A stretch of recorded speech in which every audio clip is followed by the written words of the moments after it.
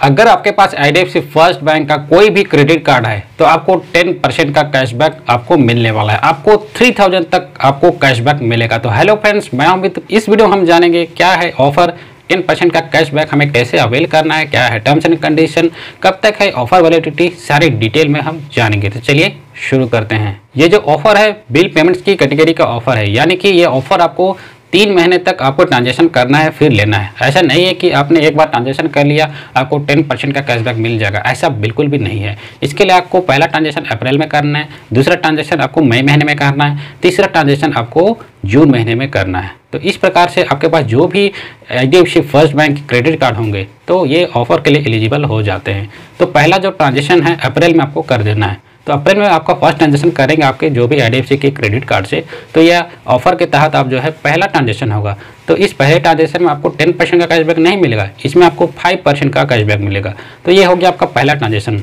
इसी प्रकार से आपको यहाँ दूसरा ट्रांजैक्शन करना है, वो भी मई महीने में करना है। तो मई महीने में जो भी ट्रांजैक्शन आप करेंगे वो आपका इस ऑफर के तहत दूसरा ट्रांजैक्शन कहलाएगा। तो इस महीने में भी आपको 10% का कैशबैक तो नहीं मिलेगा। यहाँ आपको सेकंड ट्रांजैक्शन हो रहा है आपके कार्ड से, तो ये 7.5% का आपको इस महीने यानी कि मई महीने के ट्रांजैक्शन सेकंड ट्रांजैक्शन के लिए यहाँ आपको जो है 7.5% का कैशबैक मिल रहा है। तो इसी प्रकार से आपने 2 ट्रांजैक्शन कंप्लीट कर लिया, यानी कि जून महीने में जो भी ट्रांजैक्शन करेंगे उसमें आपका जो है जितना भी अमाउंट होगा उसका आपको 10% का कैशबैक मिलेगा। यानी कि आपको 10% का कैशबैक चाहिए तो आपको अप्रैल, मई और जून तीनों महीने में आपको ट्रांजैक्शन करने होंगे।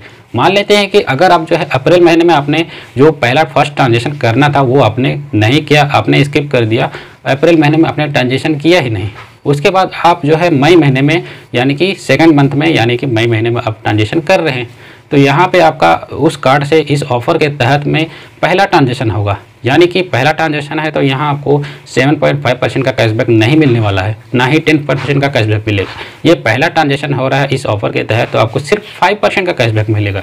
तो इसी प्रकार से आप मान लेते हैं कि आपने ना ही अप्रैल में ट्रांजैक्शन किया ना ही मई महीने में, अब सीधा आप जो है जून महीने में ट्रांजैक्शन कर रहे हैं। तो जून महीने में आपको यहाँ पे कोई भी आपको 10% का कैशबैक नहीं मिलने वाला है।